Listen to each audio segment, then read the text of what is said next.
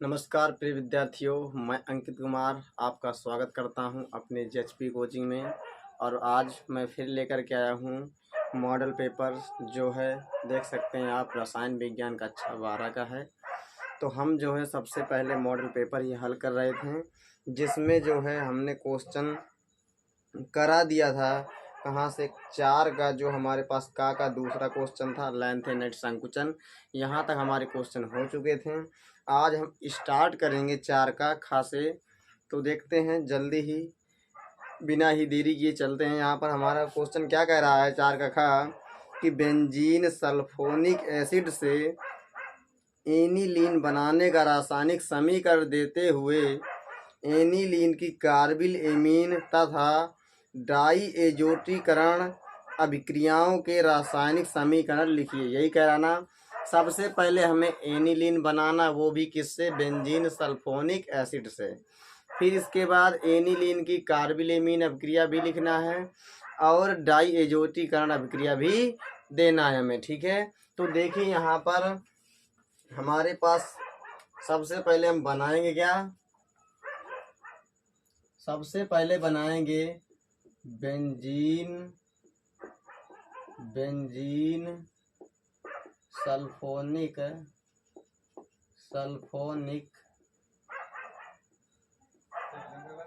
Benzene sulphonic acid से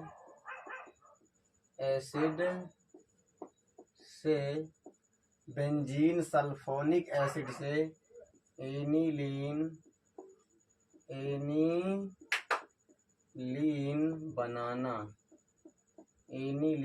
बनाना। सबसे पहले हमारे पास यही हेडिंग पड़ जाएगी।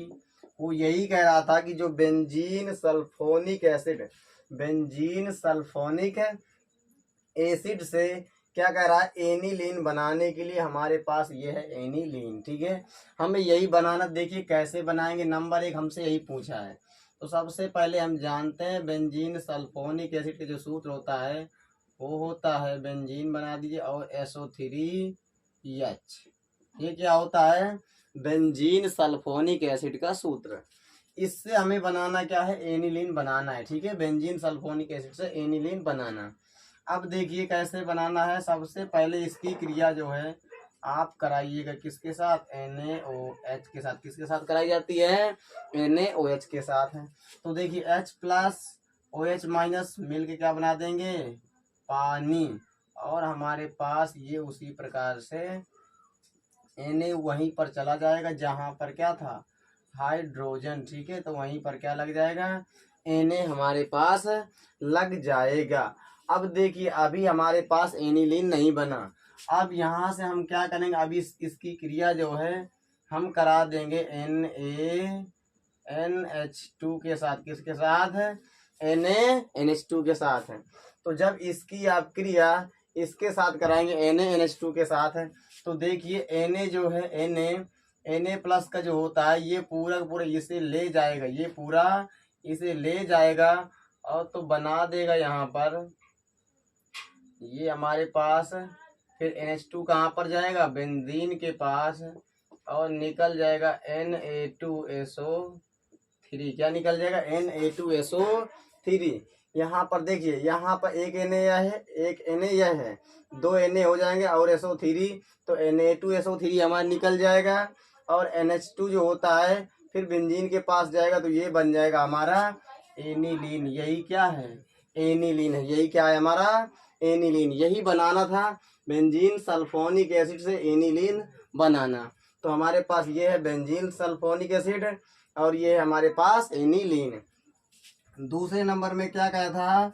एनिलीन की कार्बिल एमीन अभिक्रिया। तो देखिए यहाँ पर कार्बिल एमीन अभिक्रिया। तो देखिए कार्बिल एमीन अभिक्रिया किसे कहते हैं हम यह जानेंगे। कार्बिल एमीन अभिक्रिया में क्या होता है? एनिलीन लिया जाता है सबसे पहले, एनिलीन। और एनिलीन की क्रिया कराना किससे है? क्लोरोफॉर्म CHCl3 प्लस KOH किसके साथ, KOH। जब एनिलीन की क्रिया क्लोरोफार्म और KOH की जगह NaOH भी आप ले सकते हैं, ठीक है।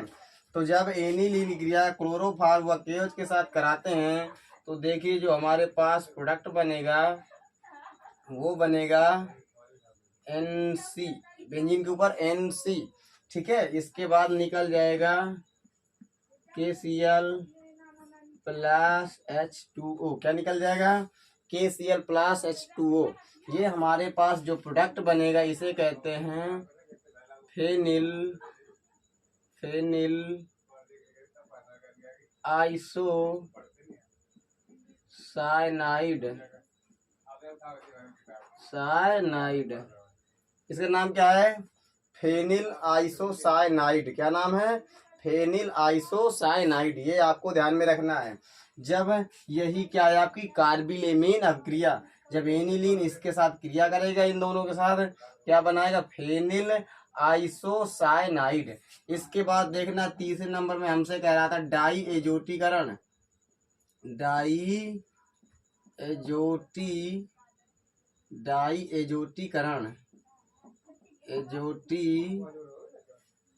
क्या कह रहा था, डाई एजोटीकरण, ठीक है।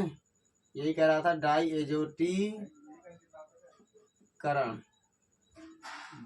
एजोटीकरण। देखिए क्या है, डाई एजोटीकरण में क्या होता है, जो हमारे पास बेंजीन होता है वो जो एनिलीन होता है, वो एनिलीन की क्रिया जो है कराई किससे जाती है, NaNO2 प्लस HCl के साथ। किसके साथ कराई जाती है डाई एजोटीकरण में, NaNO2 प्लस HCl के साथ कराई जाती है एनिलीन की क्रिया।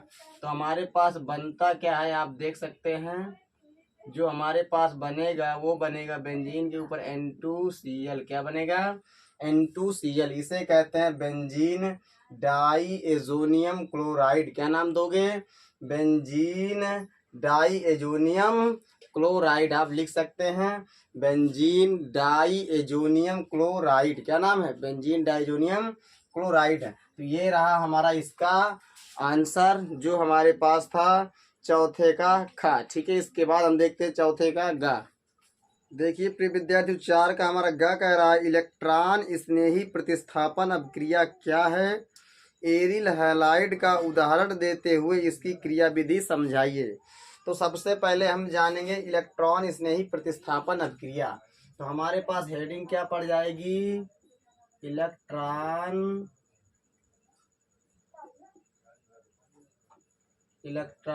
स्नेही प्रतिस्थापन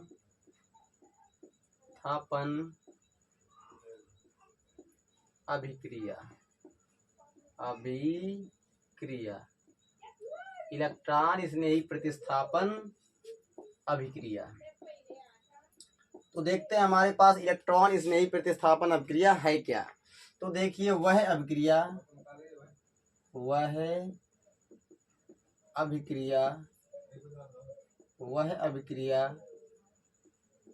जिसमें आक्रमणकारी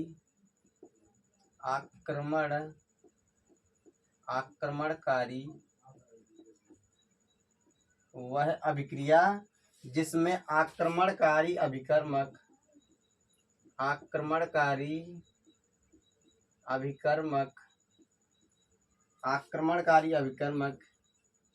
इलेक्ट्रॉन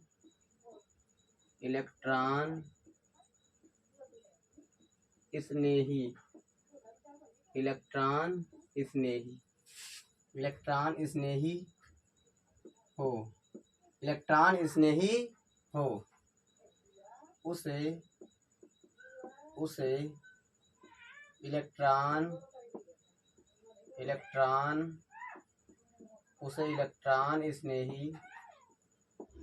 इलेक्ट्रॉन स्नेही प्रतिस्थापन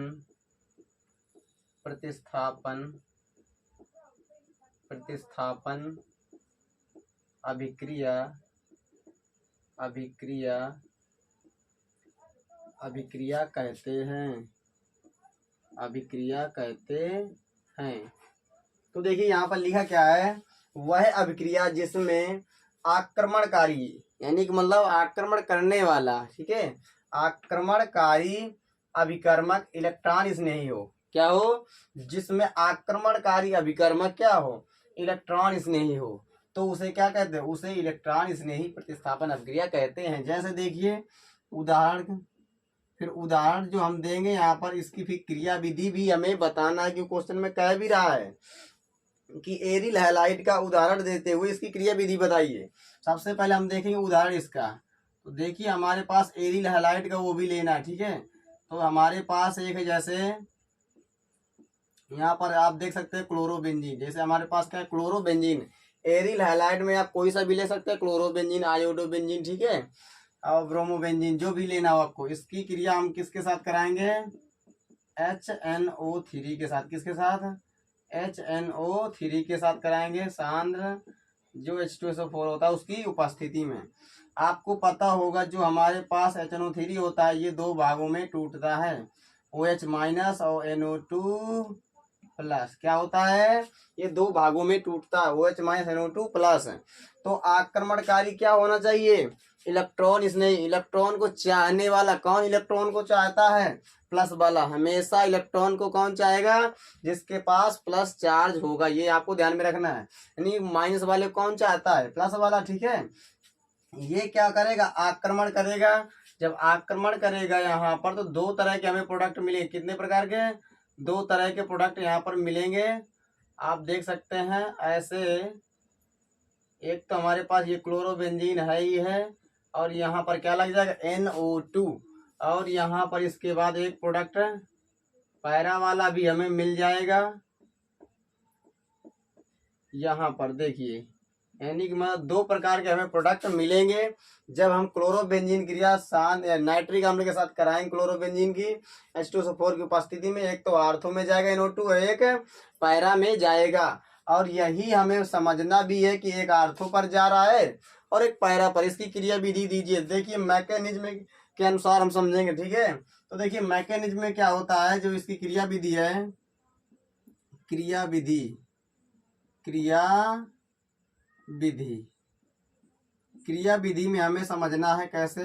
तो देखिए क्रिया विधि में क्या होता है, हमारे पास जो क्लोरोबेंजीन है ना, तो आप क्या लेना है? क्लोरोबेंजीन। दो प्रकार के प्रोडक्ट मिल रहे हैं हमें। तो ये हमारे पास है क्लोरोबेंजीन, ये बनी हमारे पास क्लोरोबेंजीन। अब आपको पता भी होगा, देखिए आप ये सीधे यही ले लीजिए NO2+, ठीक है, NO2+। बार बार पूरा क्यों लेंगे आप? कोई दिक्कत नहीं है। NO2+, क्योंकि हमें क्या चाहिए? इलेक्ट्रॉन स्नेही चाहिए, ठीक है। यही तो है इलेक्ट्रॉन स्नेही। हम ये पूरा पूरा नहीं उतारेंगे, कोई दिक्कत नहीं है। आप पूरा भी ले सकते हैं, नहीं तो आप NO2+ ही आप ले लीजिएगा, ठीक है। अब देखिए आपको पता भी होगा जो हमारे पास क्लोरीन होता है इसके पास लोन पेयर होते हैं, ठीक है। जो क्लोरीन होता है इसके पास, क्लोरीन के पास लोन पेयर होते हैं। ध्यान में रखिए, 3, 1 2 3, ठीक है। 3 लोन पेयर है, ठीक है। अब देखिए यहाँ पर क्या हो जाए, जो हमारे पास ये लोन पेयर जो होते हैं ये बदल जाएंगे किसमें? बॉन्ड पेयर में। ये लोन पेयर किस में बदलेंगे? बॉन्ड पेयर में।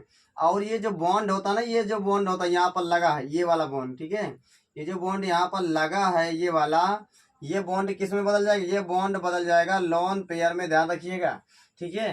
तो हमें क्या मिल जाएगा? देखिए यहाँ पर ऐसे ये स्ट्रक्चर ऐसे आपको समझ में आ गया होगा। देखिए ये हमारे पास है क्लोरीन। देखिए ये लोन पेयर जो है बॉन्ड पेयर में बदल जाएंगे, डबल बॉन्ड लग जाएगा।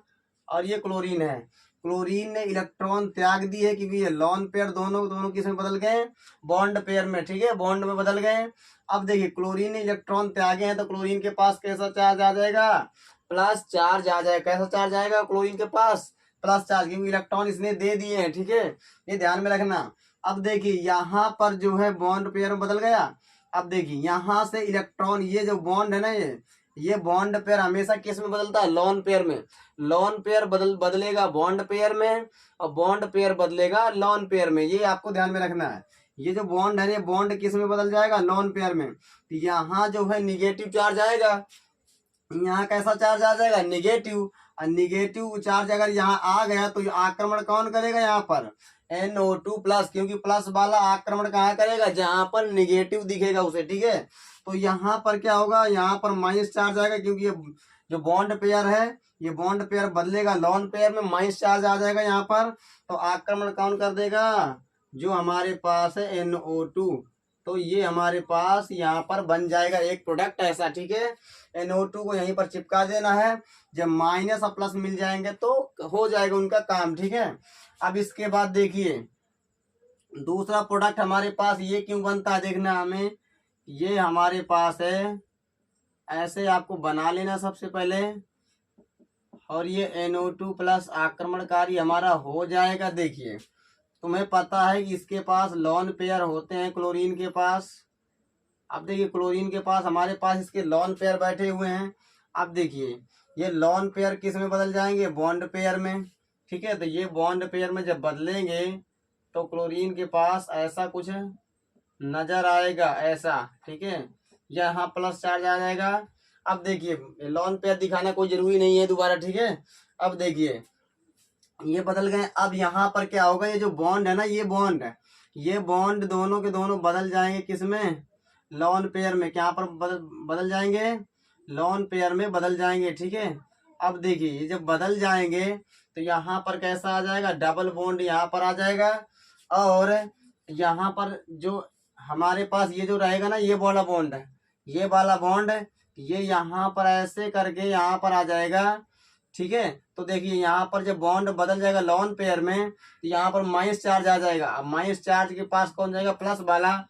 तो एक हमारे पास यहाँ से भी एक प्रोडक्ट संभव होता है बनाने के लिए, ठीक है। ये दो प्रकार से हमारे प्रोडक्ट संभव होते हैं, ये आपको ध्यान में रखना है। ये बॉन्ड पेयर यहाँ पर खिसक आएगा, ठीक है, क्योंकि आक्रमण कहाँ कर रहा है, अब पैरा पर आक्रमण कर रहा है ना, इसीलिए ये दो प्रकार के प्रोडक्ट संभव होते हैं, और मेटा वाला इसमें प्रोडक्ट संभव नहीं होता है बनाने के लिए। देखिए यहाँ पर दो ही प्रोडक्ट बने हैं, और दो ही प्रोडक्ट यहाँ पर भी बने हैं क्रिया विधि में। क्रिया विधि आपको अच्छी तरह समझना है, ऐसे ही कि सबसे पहले आक्रमण कहाँ करेगा, यहाँ पर आर्थो पर आक्रमण करेगा, दोबारा कहाँ पर आक्रमण करेगा, पैरा पर आक्रमण करता है। यही है आपकी क्या, इलेक्ट्रॉन स्नेही प्रतिस्थापन अभिक्रिया और इसकी क्रिया विधि। इसका स्क्रीनशॉट आप ले सकते हैं। देखिए प्रिय विद्यार्थी, चौथे का हमारा घ कह रहा है, फिनाल की अम्लीय प्रकृति को स्पष्ट कीजिए और फिनाक्साइड आयन के स्थायित्व का कारण बताइए, कि फिनाक्साइड आयन स्थायी क्यों होता है, ज़्यादा इसका कारण बताना है। तो देखिए हमारे पास सबसे पहले हम जानेंगे कि फिनाल जो होता है अम्लीय प्रकृति का क्यों होता है, ठीक है, हम ये जानेंगे। तो देखिए इसका उत्तर, जब फिनाल को जल में घोला जाता है तो यह H+ त्याग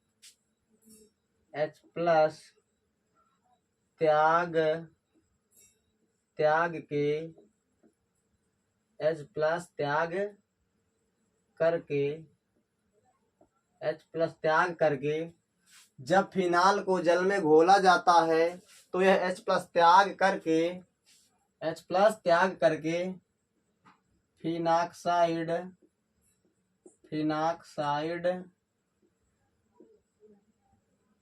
फिनाक्साइड आयन बनाता है, ठीक है।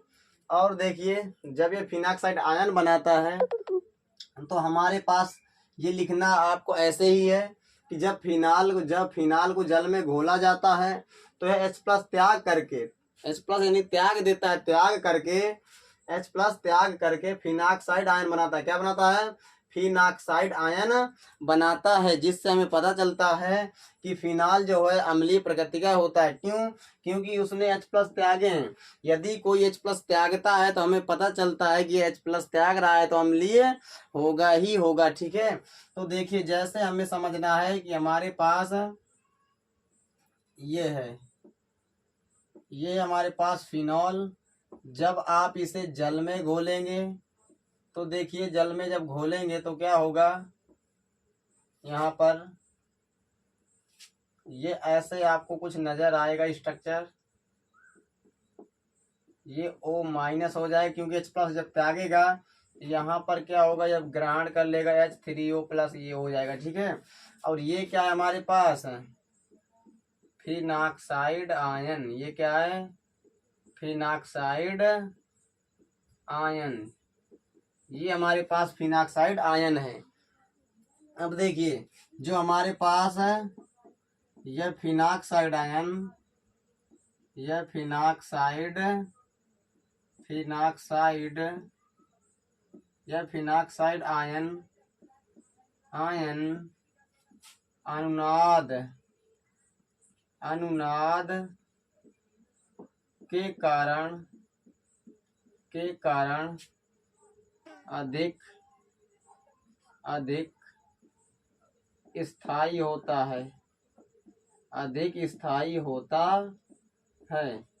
वो आपसे पूछ भी रहा था कि जो क्या करा, फिनाल की अम्लीय प्रकृति, तो फिनाल की अम्लीय प्रकृति के लिए आपको इतना लिखना है। ठीक है, फिनाल की अम्लीय प्रकृति को स्पष्ट कीजिए। और फिनाक्साइड आयन के स्थायित्व का कारण बताइए। तो फिनाक्साइड आयन के स्थायित्व का कारण यानी ज्यादा स्थायी होने का कारण क्या है, अनुनाद। क्या है, अनुनाद। अब देखिए इसकी अनुनादी संरचना हमें समझना, किसकी, फिनाक्साइड आयन की। तो देखिए फिनाक्साइड आयन की अनुनादी संरचना यानी कि मतलब हम यहाँ पर हेडिंग डाल देंगे, फिनाक्साइड आयन की अनुनाद संरचना। देखिए इसके अनुनाद संरचना के बारे में हम जान लेंगे क्योंकि पूछ लिया जाता है। तो देखिए आपको पता भी होगा ये हमारे पास क्या, फिनाक्साइड आयन है ये। ठीक है, अब देखिए ये फिनाक्साइड आयन है। आपको पता भी होगा जो ऑक्सीजन होते हैं इसके पास क्या होते हैं, लॉन पेयर होते हैं। क्या होते हैं इसके पास, लॉन पेयर होते हैं। ठीक है, ये इसके पास क्या होते हैं, लॉन पेयर होते हैं ऑक्सीजन के पास।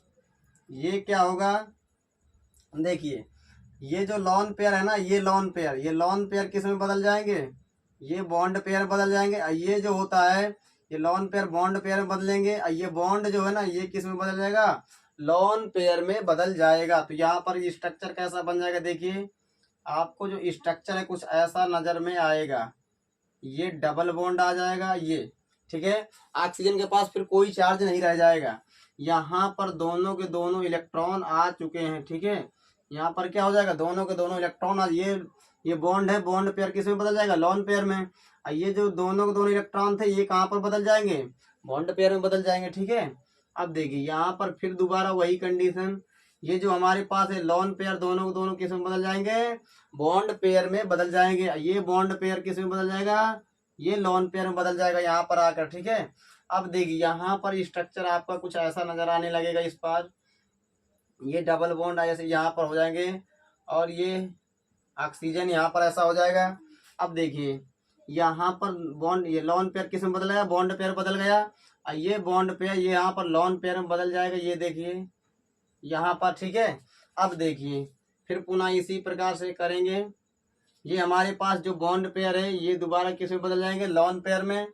और ये हमारे पास जो आपको दिख रहा है ये बॉन्ड पेयर ये किस में बदल जाएगा, लॉन पेयर में बदल जाएगा। ठीक है, अब देखिए सॉरी यहाँ पर हमारे पास जो है कुछ ऐसा नजर में आपको आ रहा देखने के लिए। अब देखिए आपको कैसा करना है, फिर इसके बाद ये हमारे पास कुछ ऐसा नजर में आएगा, यहाँ पर बदल जाएगा। ये देखिए ये यहाँ आ जाएगा। ठीक है, अब देखिए यहाँ पर अब ये हमारे पास ये बदल गया बॉन्ड पेयर में।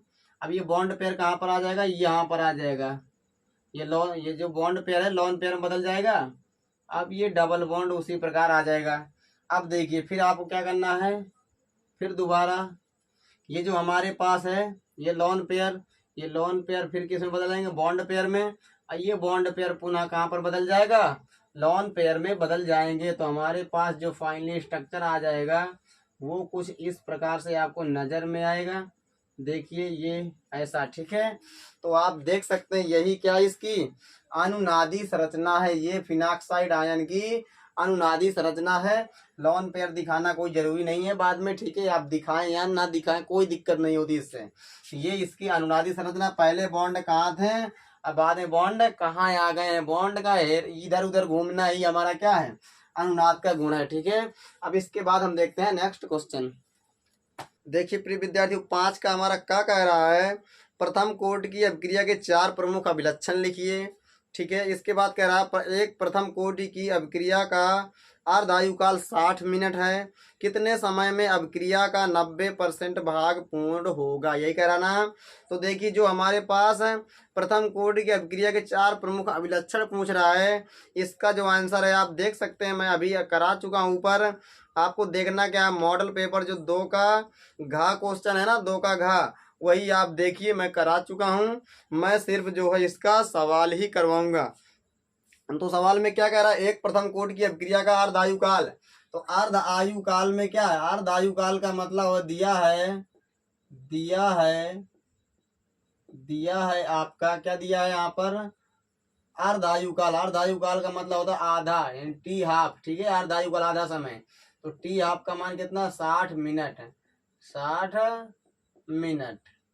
इसके बाद कह रहा है कि कितने समय में अभिक्रिया का 90% भाग पूर्ण होगा, कितने समय में, ठीक है, 90% भाग पूर्ण होगा। तो टी 90% का मान, टी 90% का मान पूछ रहा है, ठीक है। तो टी 90% का मान पूछ रहा है हमसे।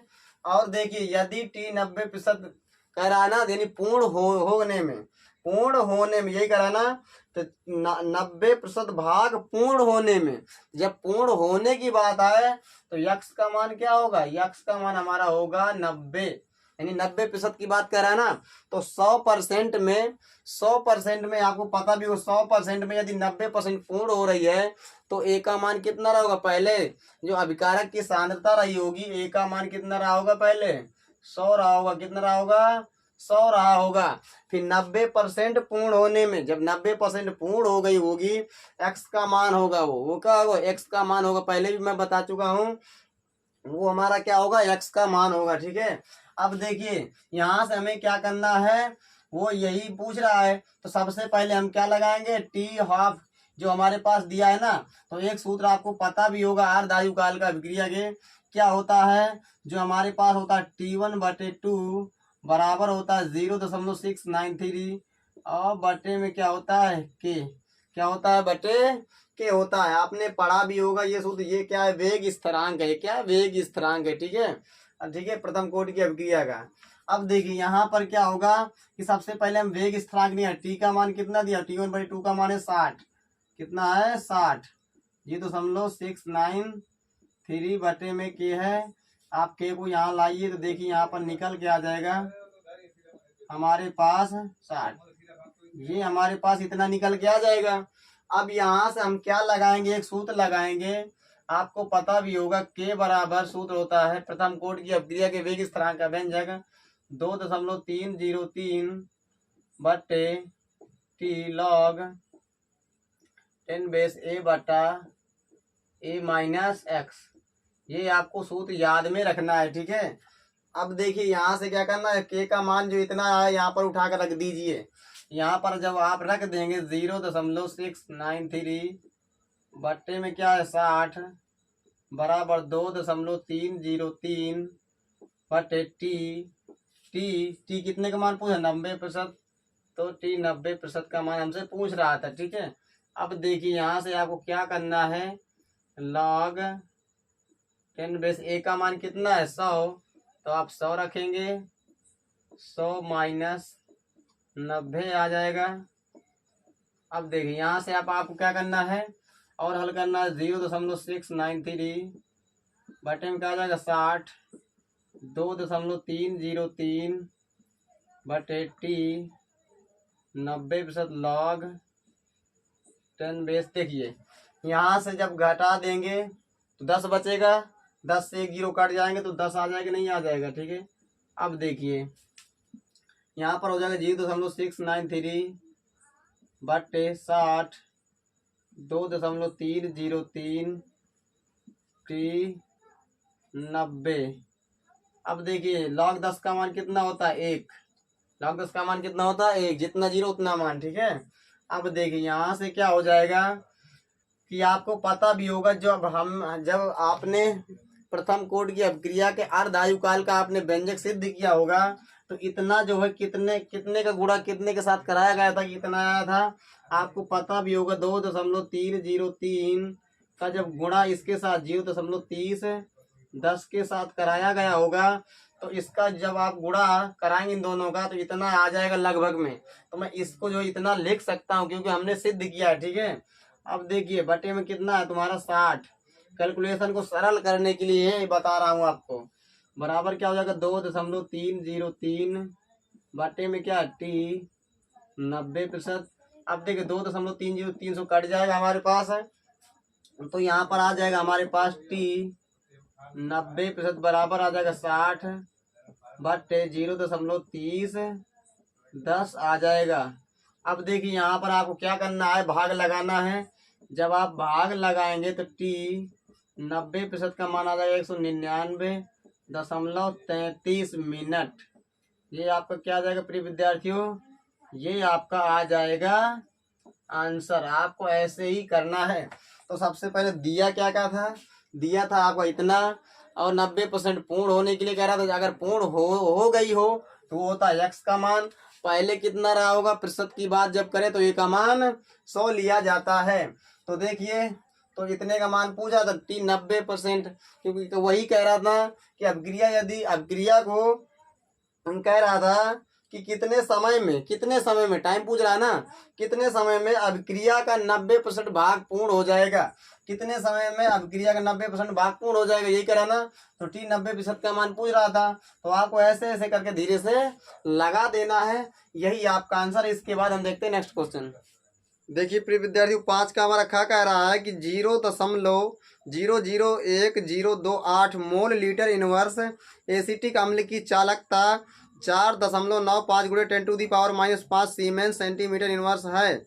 यदि एसिटिक अम्ल के लिए लैम्डा एम इन्फिनिटी का मान 390.05 siemens centimetre square mole inverse है, तो उसके वियोजन स्थिरांक का परिकलन कीजिए। यही कराना। सबसे पहले दिया क्या क्या है हम वो करेंगे। देखिए हमारे पास जो दिया है एम या सी, इसका मान कितना दिया है 0.00128 मोल लीटर इनवर्स, ये हमारे पास सांद्रता दी है, ठीक है।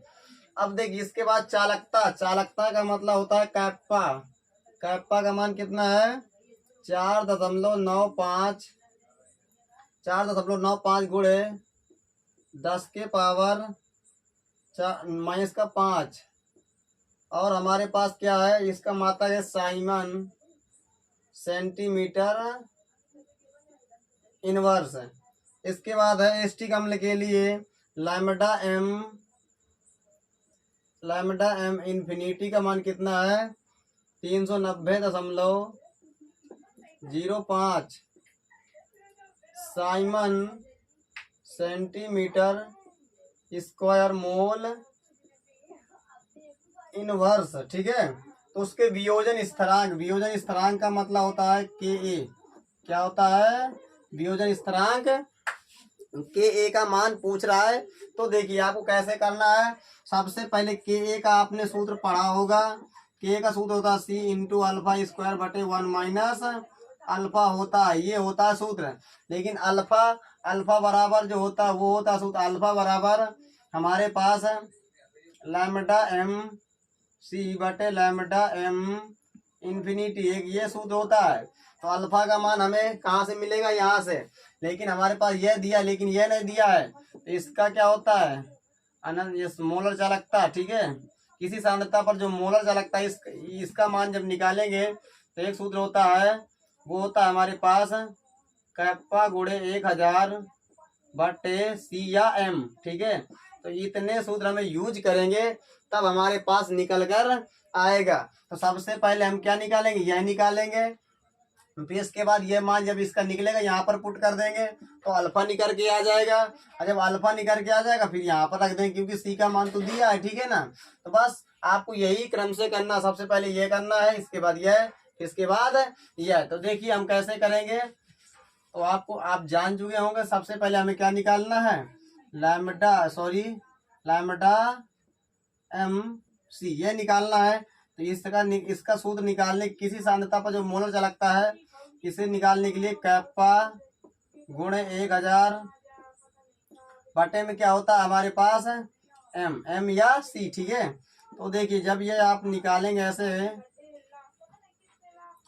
हमारे पास कैप्पा का मान कितना है 4.95 गुणे 10 के पावर -5 और गुणे हमारे पास 1000 है बटे एम का मान कितना 0.001028। जब आप इसे हल करेंगे तो आपका जो मान आ जाएगा कितना आ जाएगा, देखिए जब आप इसे हल करेंगे तो आ जाएगा 48.15, कितना आ जाएगा 48.15 आ जाएगा, ठीक है। आपका मान कितना आ जाएगा 48.15, ठीक है।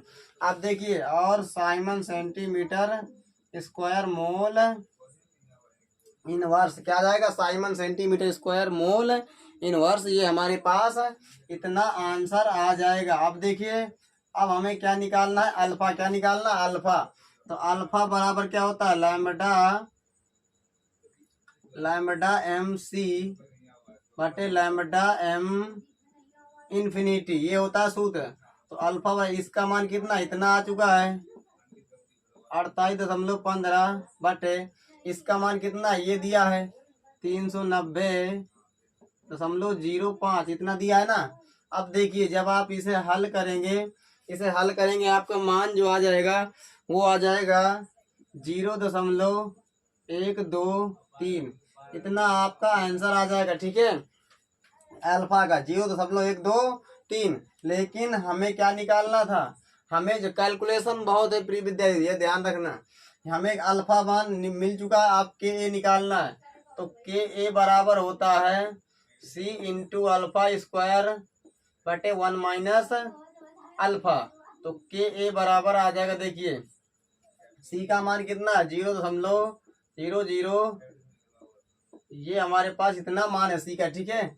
देखिए सी का मान गुण है अल्फा स्क्वायर, अल्फा का मान कितना आ चुका है इतना 0.123 का स्क्वायर कर देंगे और आ जाएगा हमारे पास 1 माइनस अल्फा का मान कितना 0.123। तो के ए बराबर आ जाएगा हमारे पास, इसका जो आंसर आ जाएगा 1.77 गुणे 10 के पावर -5, इतना हमारा आंसर आ जाएगा, ठीक है। फिर इसका मात्रक लिख देंगे मोल लीटर इनवर्स। तो आप देख सकते हैं यहाँ पर हमारे पास जो आंसर है आपको ऐसे ही लगाना, ठीक है। सबसे पहले हमें क्या निकालना था अल्फा, हमने यहाँ से निकाला। फिर इसके बाद अल्फा, तो हमें अल्फा अगर निकालना है तो क्या करेंगे, ये निकालना पड़ेगा, तो ठीक है ऐसे ऐसे करके आपको लगा दें। इसके बाद हम देखते हैं नेक्स्ट क्वेश्चन। देखिए प्रिय विद्यार्थियों 5 का हमारा ग कह रहा है लिगेंड क्या है, एक दंती एवं द्विदंती लिगेंड की परिभाषा एवं उदाहरण दीजिए और निम्नलिखित यौगिकों के आयुपीएसी नाम लिखिए, ठीक है यही कह रहा ना। तो सबसे पहले हम जानेंगे लिगेंड के बारे में कि लिगेंड होते क्या हैं। तो देखिए आपको जानना है लिगेंड,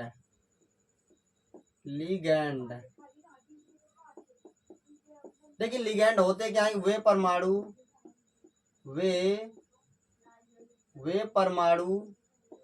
जो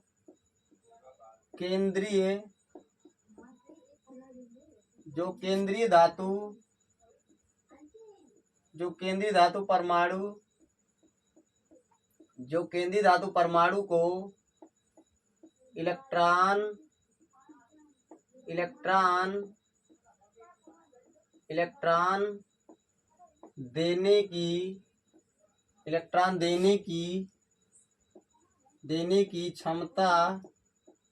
देने की क्षमता रखते हैं, उन्हें लिगैंड कहते हैं, उन्हें लिगैंड कहते हैं, उन्हें लिगैंड कहते हैं। लिखा क्या है, वे परमाणु जो केंद्रीय धातु परमाणु को, वे परमाणु जो केंद्रीय धातु परमाणु को इलेक्ट्रॉन देने की क्षमता रखते हैं, उन्हें क्या कहते हैं, लिगैंड कहते हैं। जैसे हमारे पास है, जैसे में साइनाइड Cn- और Cl- H2O कामा NH3 आदि, ठीक है, बहुत सारे होते हैं ETC। तो आप देख सकते हैं यहाँ पर जो हमारे पास ये सभी के सभी क्या होते हैं, लिगेंड होते हैं। ऑक्सीजन के पास लोन पेयर होते हैं, अकेला है, ये भी इलेक्ट्रॉन दे सकता है। नाइट्रोजन के पास एक लोन पेयर होता है, ये भी इलेक्ट्रॉन दे सकता है, इसलिए ये भी एक क्या है, लिगेंड है। अब देखिए एक दंती लिगेंड के बारे में, एक दंती लिगेंड, एक दंती लिगेंड, एक दंती लिगेंड, एक दंती लिगेंड, वे लिगेंड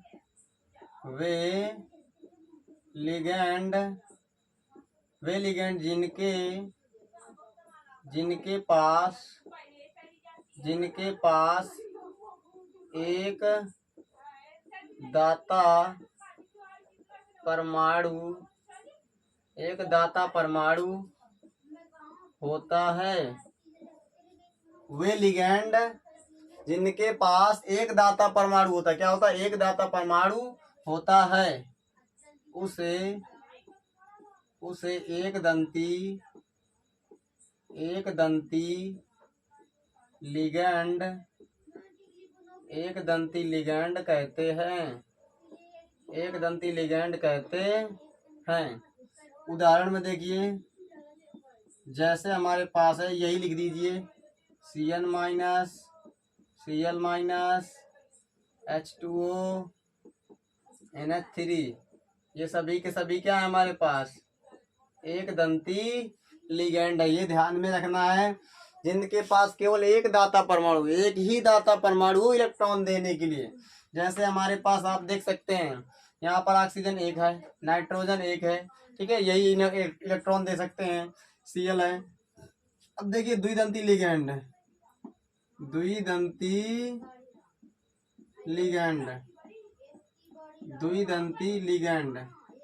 द्विदंती लिगैंड होते क्या हमारे, वे लिगैंड जिनके पास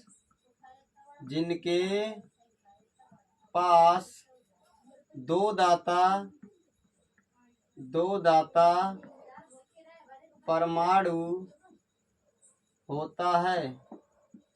दाता परमाणु होता है, उसे द्विदंती लिगैंड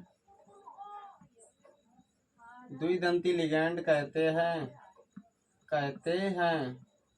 जैसे उदाहरण में हमारे पास है, CH2 bond NH2, CH2 bond NH2, ये हमारे पास है। यहाँ पर इसके पास एक लोन पेयर, इसके पास तो दो दाता परमाणु है कि नहीं है, ठीक है। इथिलीन डाईएमीन, इसका नाम क्या है, एथिलीन डाईएमीन, ध्यान में रखना है। इसके बाद हमारे पास है COO- ऑक्जेलेट आयन, इसका नाम क्या है, ऑक्जेलेट आयन, ये आपको ध्यान में रखना है। ये क्या है, ऑक्जेलेट आयन है, ठीक है ना, ऑक्जेलेट आयन या ऑक्जेलेट आयन बोलते हैं इसे। अब देखिए ये हमारे पास हो गए, ये लिगैंड है, दो दाता परमाणु, एक ये है, एक ये है। अब यहाँ से हम जानेंगे IUPAC। तो पहली हमसे IUPAC पूछ रहा था, कोष्टक में है H2O है, H2O का होल ऑफ 6 और क्या है, Cl3, इसके हम इसी जानेंगे। और दूसरा हमारे पास क्या है, K4FeCN का होल ऑफ 6, ये हमारे पास दो IUPAC हैं, ठीक है। तो पहली हमारे पास है H2O होल ऑफ 6 Cl3, ठीक है। देखो K4Fe का होल ऑफ 6। देखिए इसकी आई पे सबसे पहले क्या बनाना, देखिए धनायन नहीं है ना यहाँ पर, तो लिगेंड का नाम लिखेंगे। कितने 6, तो आप लिखेंगे हेक्सा। 6 के लिए क्या यूज किया जाता है, हेक्सा, हेक्सा। लेकिन H2O के लिए एक्वा यूज करेंगे, अपवाद है क्योंकि, ठीक है। एक्वा क्या यूज करेंगे, aqua, hexa aqua, hexa aqua हो गया। इसके बाद अंदर इसका नाम लिखिए आयरन। ये क्या है, आयरन। ये साधारण नाम लिखना है क्योंकि धनायन नहीं है, तो आयरन का आयरन ही लिखेंगे। धनायन होता तो अलग नाम होता, जैसे यहाँ पर देखिए धनायन है तो इसका नाम अलग लिखेंगे हम, ठीक है। धनायन नहीं तो अलग नहीं लिखेंगे। अब देखिए हमारे पास ये हो गया। इसके बाद क्या लिखेंगे, इसकी तुरंत ऑक्सीकरण संख्या। H2O के हो गया 0, और क्लोरीन के होती है -1। 3 क्लोरीन है तो -3 बराबर को आ जाएंगे +3 हमारे निकल के आ जाएगा, ठीक है। ऑक्सीकरण संख्या इसकी निकालना है, आप जान चुके होंगे। इसके बाद क्या होगा, क्लोरीन का नाम लिखेंगे क्लोराइड। साधारण नाम ही रेडायन का जो है साधारण नाम ही लिखा जाता है, ध्यान में रखना। कोष्टक के बाहर जो ऋणायन होते हैं उनका नाम वही लिखा जाता है जो होते हैं। क्लोरीन है ना, तो क्लोराइड ही लिखेंगे, क्लोराइड। अब देखिए यहाँ पर धनायन है सबसे पहले, तो धनायन का नाम लिखेंगे पोटेशियम। पोटेशियम क्या लिखेंगे, पोटेशियम। ये हमारे पास हो गया पोटेशियम। इसके बाद तुरंत इसका नाम लिखा जाता है लिगेंड का। धनायन के बाद लिगेंड कितने 6, तो hexa, hexa cyano, hexa cyano, hexa cyano हुआ।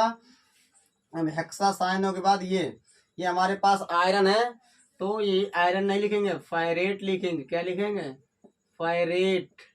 क्या लिखेंगे, फेरस के लिए फेरेट, तो हम क्या लिखेंगे, फेरेट। क्या लिखेंगे, फेरेट। 8 लगाया जाता लास्ट में। इसके बाद हमारे पास इसकी ऑक्सीकरण संख्या देखिए, इसके 4 आ जाएगी प्लस के, इसकी -6 है तो घट जाएंगे, प्लस -2 बराबर आ जाएगा, +2 आ जाएगा, ठीक है। ये हमारे पास ऑक्सीकरण संख्या भी इसकी हमने निकाल दी है।